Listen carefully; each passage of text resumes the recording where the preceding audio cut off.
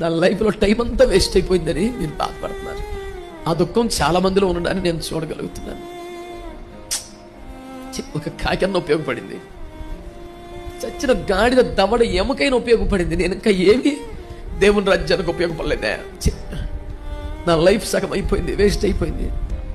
ఇప్పుడు మొదలెట్టాలి, నేను సక్సెస్ అవుతానా లేదా? చాలా వేస్ట్ అయిపోయిందిగా లైఫ్ అనిపిస్తుంది.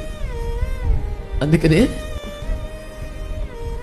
యేసయ్య దాహము తీర్చమంటే ఆకలే తీర్చినంత స్థాయి ఒక్క క్షణంలోనే వచ్చింది. పోయిన దాని గురించి అడవకు, టైం వేస్ట్ అయిపోయిందని బాధతోనే అలాగా చచ్చిపోకు.